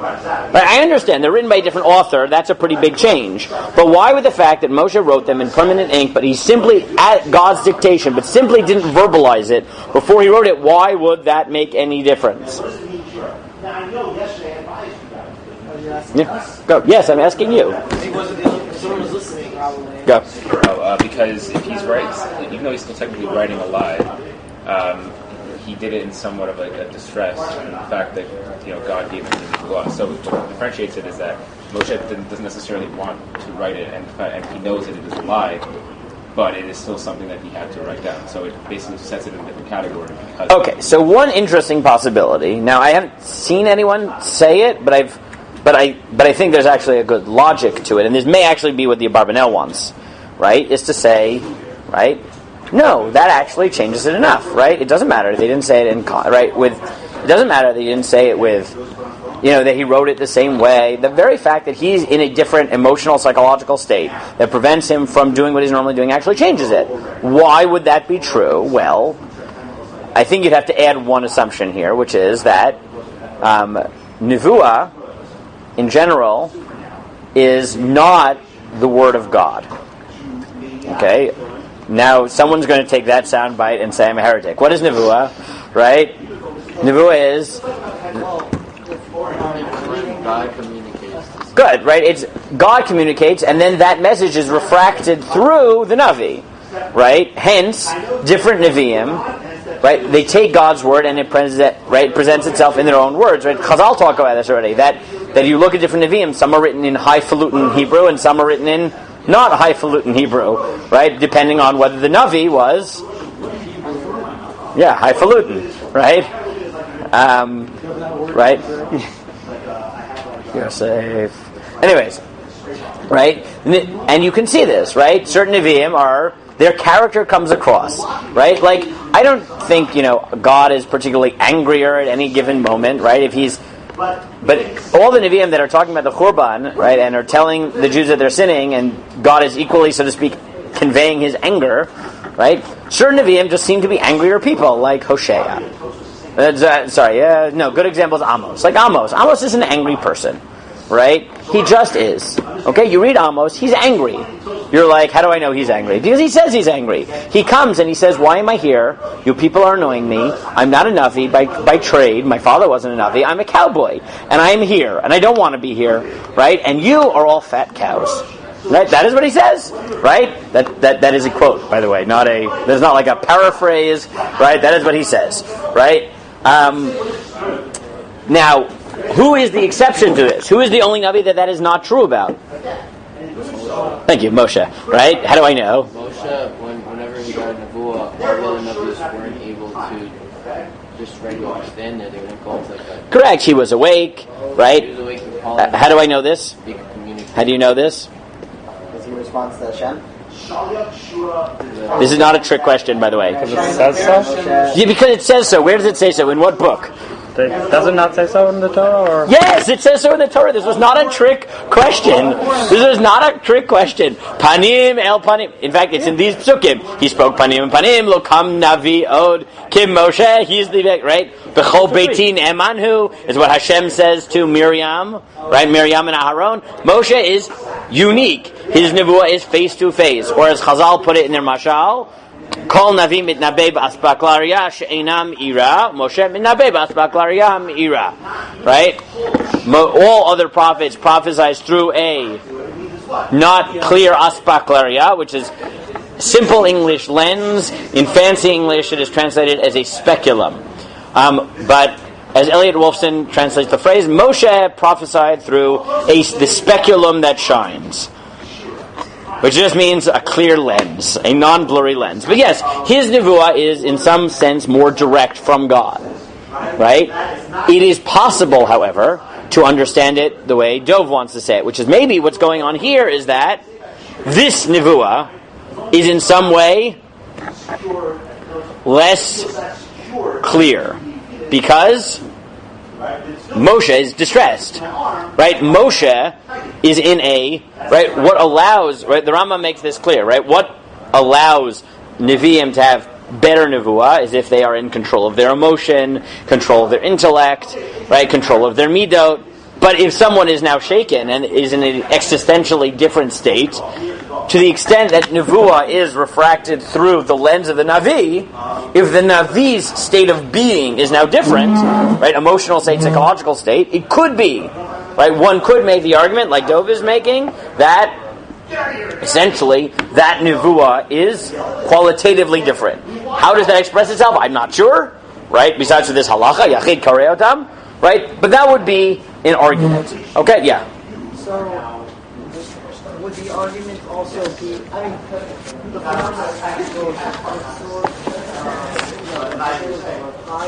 Oh, good. So now you're going to tell me Reb Chaim. Reb Chaim attempts a different approach. He takes a more formal approach. Good. What does he say? Reb Chaim. Did anyone who read Reb Chaim? Just not everyone has read Reb Chaim yet. Yeah, we did, but like. Okay, this is not like a. Yeah. I just want to know so that I know it going in. Yeah. I think it was kind of like this. It was saying that Nevi'im, it started off talking about the difference between Nevi'im and Kesubim. That Kesubim was, when the stuff was written down, it was just written, but it wasn't spoken aloud as it was written.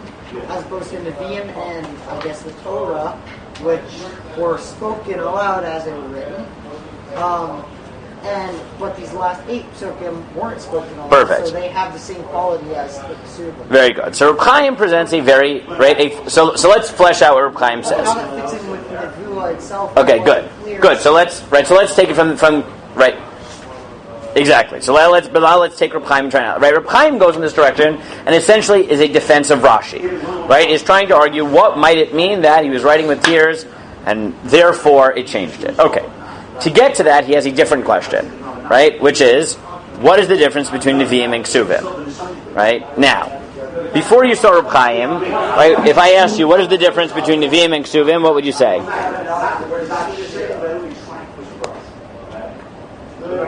You're like, it's not as that Reb Chaim is not necessarily the only answer, but what might you say?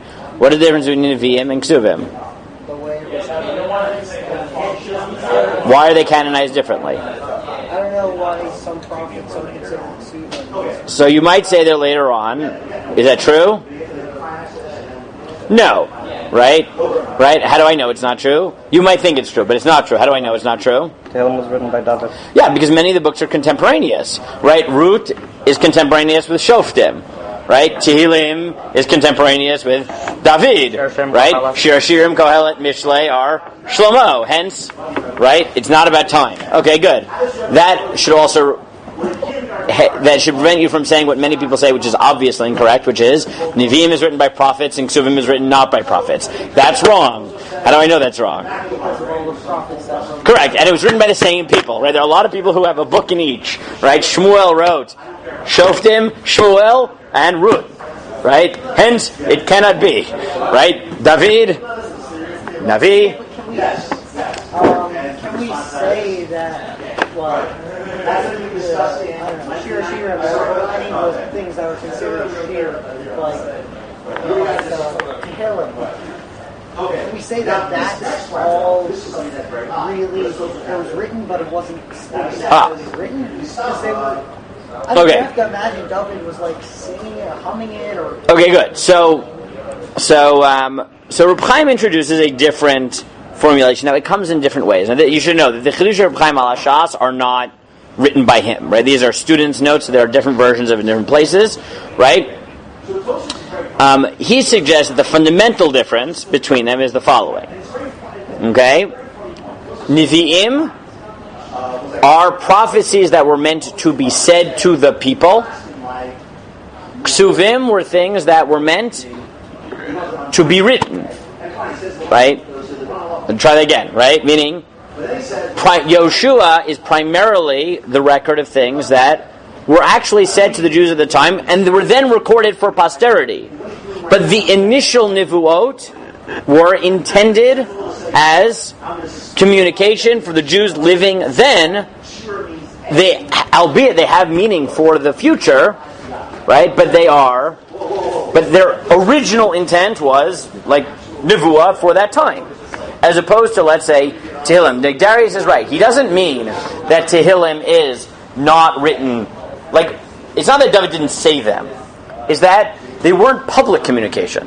Right? David wrote it. Like, David sat in his room, right? And David, he was a musician. He sang his song. He wrote the lyrics. He put it down. He wrote it as a holy song. Right? But it didn't start as a communication between the Navi and people. It was divinely inspired writing, right, rather than communication that was then written down. Okay, that's essentially Reb Chaim's argument. Okay, now Reb Chaim argues that Nevi'im, the books of Nevi'im, are primarily therefore this collection of things that started as orations, right, and then were written down. Ksuvim begin as things that are meant to be conveyed as written material. The Torah, he argues, is both. Right? Is both. Right? He argues that the Torah was both. Moshe was supposed to communicate it directly to the Jewish people, and he was supposed to record the Nevuah. Meaning, the Torah isn't, right, there is no primacy to one or the other, right? Moshe was constantly teaching the Jewish people the laws as conveyed from God, and he was also meant to create this text called the Torah. Right? It wasn't just like, after the fact, this is something that the posterity should know. Right? It was that the Torah itself has both levels. It is a communicative text. It is a record of a communication and a text that was meant as a text. Right? Hence, right, if you think about it, this is why, right, in the Torah, in addition to the fact that we recognize that the Jews were communicating with Moshe, right, that's where we believe that every letter and every turn of phrase has meaning, because it was also written as a text, right? You don't do the same in Nevi'im, right? In Nevi'im, we don't have these drashot on, extra vavs, right? Because it's not written in that way, right? Now, Ksuvim, we don't do it either, but it's also not written in that way, even though it is written as a canonical text in that sense. right? So Reb Chaim argues that the Torah has sort of both levels. It was both meant primarily to be an oration, right, a communication, and it was meant to be a canonical text at the same time. And every time Moshe would get a communication from God, he would present it as a nevuah and create a ksuvim, so to speak. Right? That's the uniqueness of Torah. Now, based on that, Reb Chaim takes a formal approach to Rashi. Right? Not, he was sad, and therefore it shook him, and therefore this was a different experience. Right? What does he say? He says, once you recognize that there are two levels to Torah, right? Nevi'im has one level, Ksuvim is the other level, and Torah has, right, the synthesis of the two. If you were to remove one level, what would happen to it? It would become more, meaning it would, just like Nevi'im and Ksuvim are holy, but not as holy as Torah, the Torah itself, if you removed one of those elements, would be lesser Torah. And therefore he argues that if Moshe was incapable of verbalizing the Torah, he wrote this without verbalizing, without communicating to the Jewish people, in his room crying, then this, while these 8 Pesukim may be part of Torah, what are they? Essentially Ksuvim. Right? They're Ksuvim without the added element of Nevuah, which, without that double level, will not make it Torah. So why do we say the Nevi'im about how the Nevi'im why do we have Nevi'im texts? So why do we have Nevi'im text? So the Gemara has a rule for it. The Gemara's rule is that any Navi that is written, or any Nevuah that is written, it's because that it was determined that they have lessons for all times. Right? Meaning, at what point was that determined? At the time they were given? Or in the subsequent years, Right? Meaning not necessarily simultaneously, right? But in the subsequent years, meaning we know that there were many, many more Nevi'im than we have as books, right? Right? Anyone who's ever read Navi knows that, for example, how many prophecies do you know that Shaul had? How many? Thank you. None. But was he a prophet? Yes. How do you know that? Because it says so. That's often going to be the answer to the question. So don't be afraid to just say, it says so. Right? Meaning, at some point, Shaul goes amongst the Nevi'im, right? Starts to prophesy, and the people say, Hagam Shaul b'Nevi'im? Right? I mean, it's just that's what they say. Right? He prophesies it. Elisha. Right? Elisha is a Navi. We know he has prophecies. How many students does he have? A lot. They build a city of just prophets, and it is so crowded they have to leave the city and move to the Jordan River Valley to set up a monastery. Right? So what makes a prophet? They talk to God. How many of their prophecies do we know? 0. Right? Because Elisha had nevuot that are relevant for us apparently, and all his students, I don't know what they did, but they didn't have prophecies that we're supposed to know. Eliyahu had many, many, many students. How many of his students do we know their prophecies? 0. No. Come on. Trick question. 1. And his name was? Elisha. It was a trick question, but only because I had given you the answer before. Elisha is the one student of Eliyahu whose message we know. Right? So the answer is Nevuah, right? Nevuah just meant you talk to God, right? Maybe you had a message for other people. The Sifrei Nevuah, those which got canonized into Tanakh, as Chazal understand it, are those that have messages forever, right? If they were just prophecies for that time that were temporal in nature, then they were, in that time they were said, and that was it, right? But the difference being, Torah and Pesukim were both written at the time of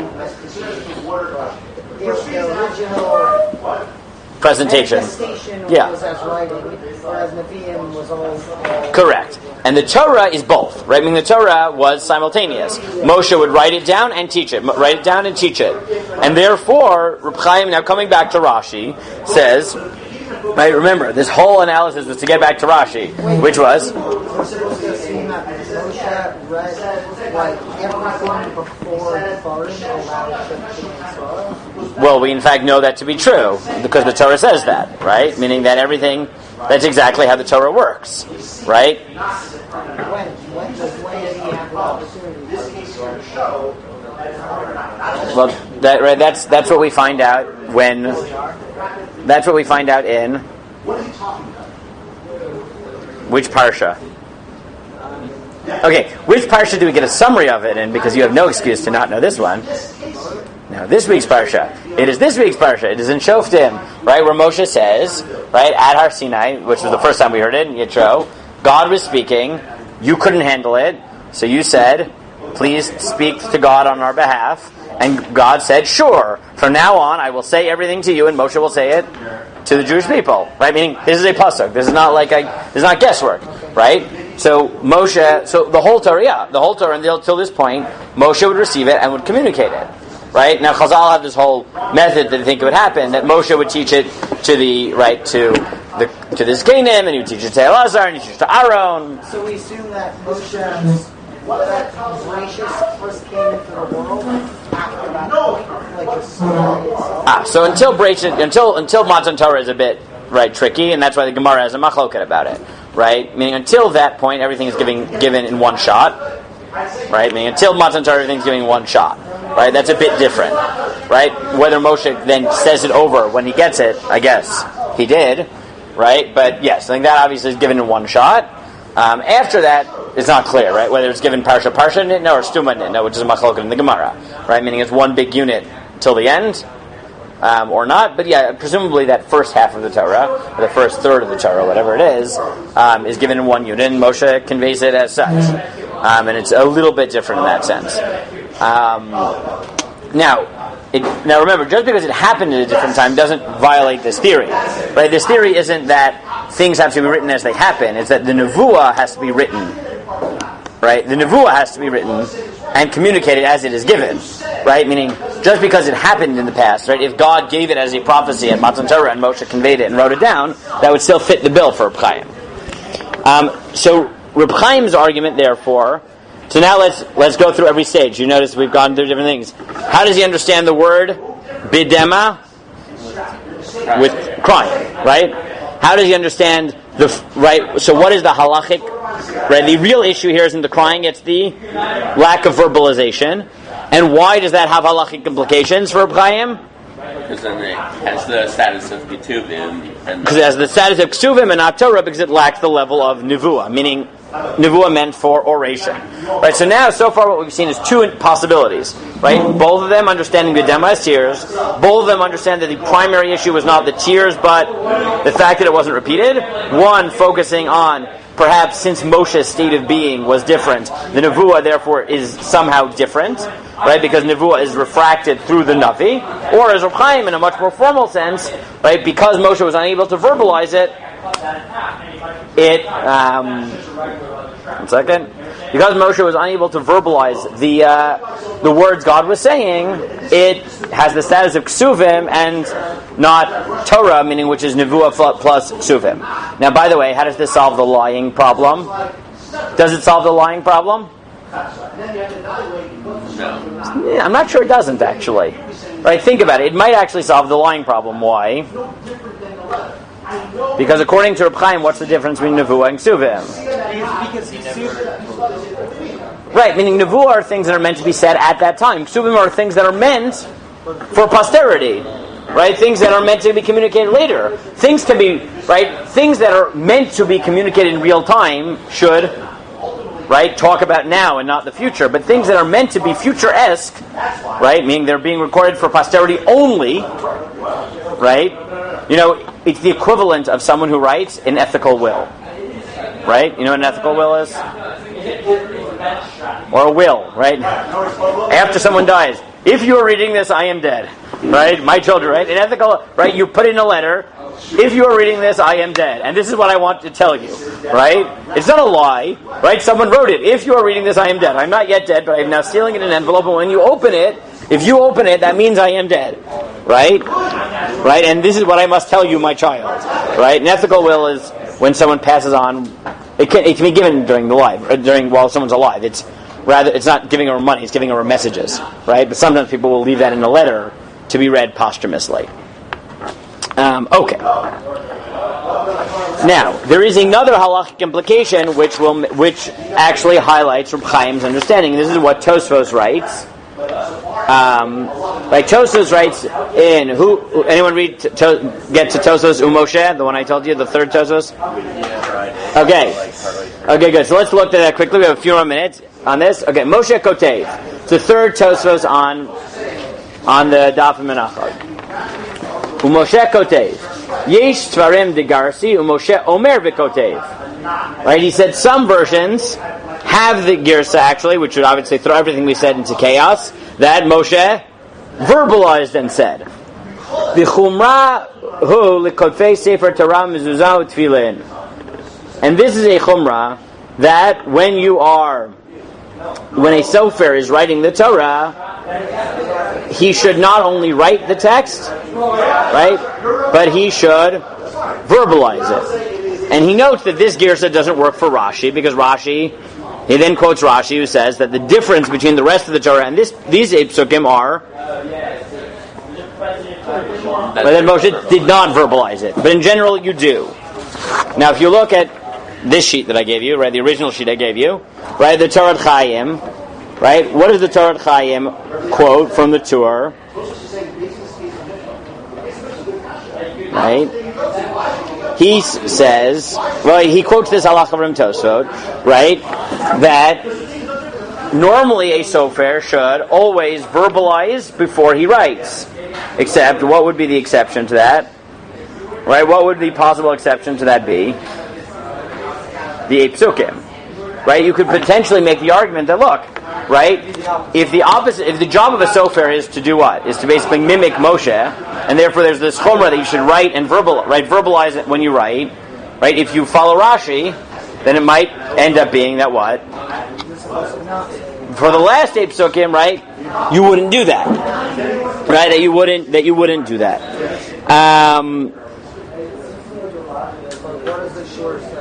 What? Sorry, the truth is that I just put the Torah Chaim because it was easier. He just quotes this halacha from Tosfos from the Torah, right? That normally you're supposed to write and verbalize when you write the Torah, right? This chumrah.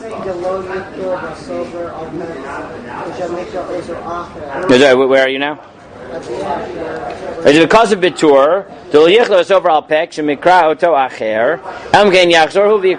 that you shouldn't even let someone else dictate unless you're going to verbalize. Right, I mean, that is, right, he just quotes the Torah. Wait, is he talking about the last? No, he's talking about in general, like Tosfot, right? Like the rest of the Torah at least, right? Now, he doesn't spell out the last 8 Pesukim, but I think one could suggest, right, that a possible expression of Reb Chaim would be, right? You could argue that maybe, even if this halacha were true, maybe, right, for the last 8 Pesukim in the Torah, one would not have to, right? But also, that saying that you shouldn't be reading it at somebody else's dictation doesn't make sense, because maybe you can, you just have to say it yourself. No, that's what he says. Right? Unless unless you read it yourself. Oh. Right? I mean, he's just quoting Tosfos. He's quoting the Torah. But you can make another chumrah and say, maybe your Rebbe should be reading it right, or maybe somebody else. Correct. You could always. You're being dictated just like me. Correct. You could add all types of suggestions. It happens to be that we don't take it that seriously, right? It's a chumrah. But I wonder, right, whether anyone would say, but maybe for the last 8 Pesukim, according to Rashi, you wouldn't. Right? That's what I wonder here. Okay?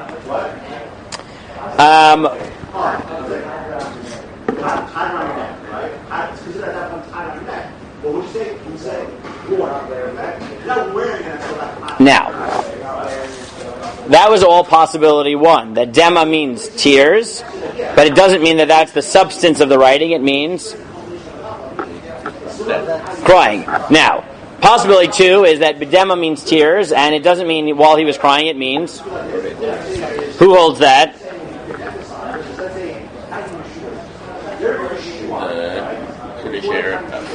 Yeah, the Ritva, thank you.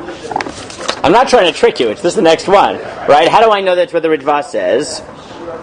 Because he says, Peirush, V'hafresh beineihem. Right. First he quotes Yesh Korsin HaKadosh Baruch Hu Omer Moshe Kodei Mikan V'Elecha HaKadosh Baruch Hu Omer Moshe Kodei B'Dema.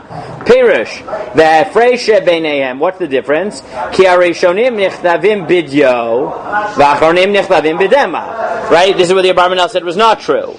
Right. Meaning, Dema replaces. It's not explaining context. It's replacing Dio. Right. The emphasis here isn't that that God is talking or not talking. Moshe is talking, not talking. The difference is, what are you writing with? Right? Dema or Dio. Right? Ink or tears.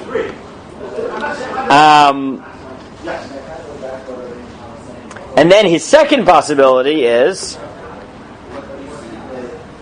Right? His second possibility is what? What we already said. Right? Possibility 2 in the Ritva is what we just said. Is that no, he's just crying, and therefore he doesn't get a chance to repeat, because normally you would repeat what God said, and here he wouldn't, etc. That's the second possibility. But his first possibility, right, is different. Is that the word dema means tears, but it doesn't mean in tears, like crying. It means with tears instead of ink. Right? Now, let's quickly go through the steps again. Word means tears. The phrase means tears as ink. Right? Now, how does this now solve the lying problem, and then how does this solve the halachic problem? Oh, the lying problem, because it's like invisible ink. Yeah, good. It solves the lying problem, kind of red, because it's invisible ink. Right? How does it solve the halachic problem? Right? It's an attempt to have your cake and eat it too, which is how, right? Remember, this is according to the Shita who says that Moshe gave the entire Torah. So how would he give the entire Torah?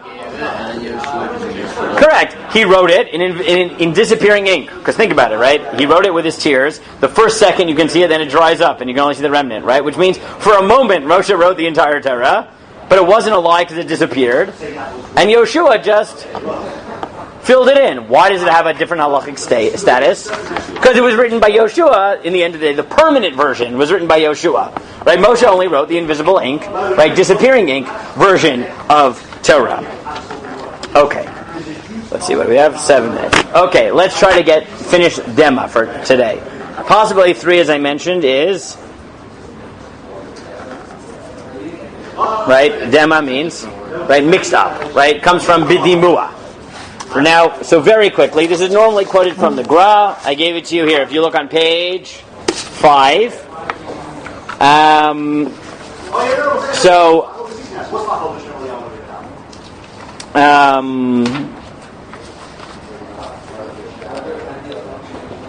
I'm gonna. Should I say this outside for you? I'll say this one outside, okay? Because there's a bit of Kabbalah going on. So let me explain where he gets from. Okay? Here's his claim. And you can read this inside tomorrow, and maybe we'll come back to it. But let me get the claim out there. Well, yes, exactly. Right? He argues that according to the Ramban, and this is a traditional Kabbalistic theory, the Torah represents God's names. Right? It is the encapsulation of God's name, whatever that means. Shmotav Shel HaKadosh Baruch Hu. Based on this, he writes that Moshe wrote down all the letters. Right? Right. He wrote down all the letters.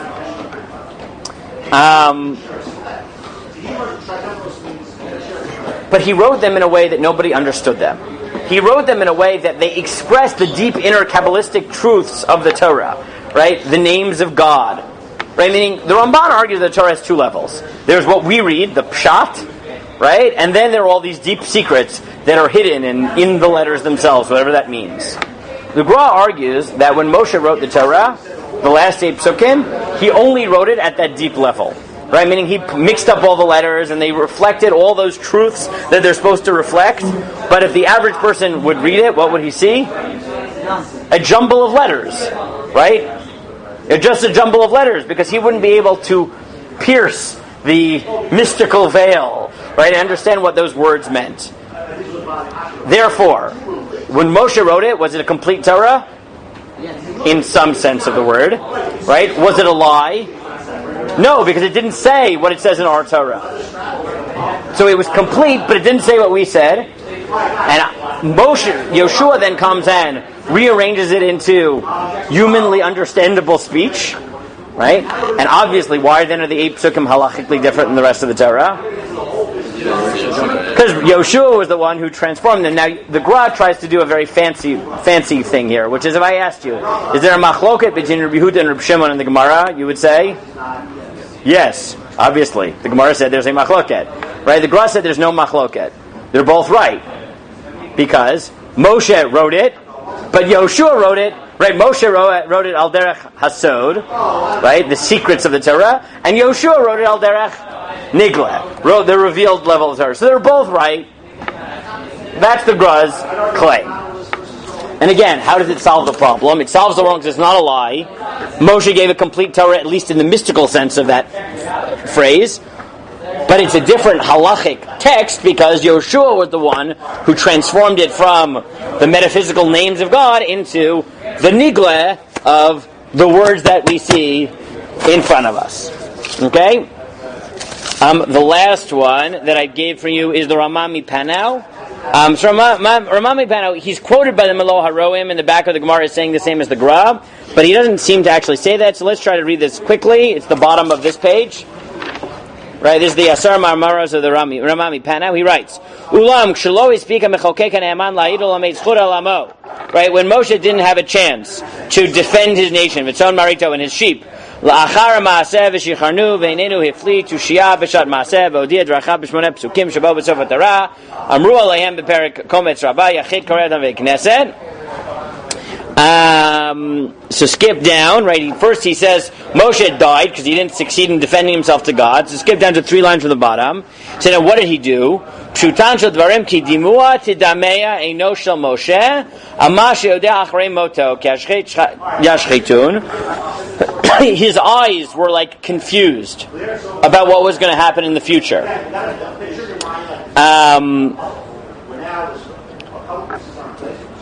And then if you skip down, Oto dema megavein hadio min hashachor shebeishon bar ayin yored tipin lechol nozlu mafik ke'etzem hashamayim. His tears then flowed into the ink. It was both ink and tears, and he seems to think it means both confusion and tears. Right? It's not. And Malon thinks it's confusion. He seems to actually think it's tears, but it mixes into the ink, and in some way that changes it. You can try reading through it and figure out exactly what he means. I'm not 100% sure because Malon thinks it's confusion. I think he means it's the ink, but we'll leave that for now. Tomorrow, what I want to focus on is not this Ramah Mipanau, but is then the next question is, okay, we've now understood why you think the Pesukim are different, what Dema means, how that defends the halachic claim and the theological issue, right, and the lying issue, and all of that. Tomorrow, what we're left with is the halachic claim. Okay, what is the upshot of this? This leads to Yachid Koreotam. What does Yachid Koreotam mean, and how does that flow from Moshe Katav Vidyo / Yeshua wrote it? Okay?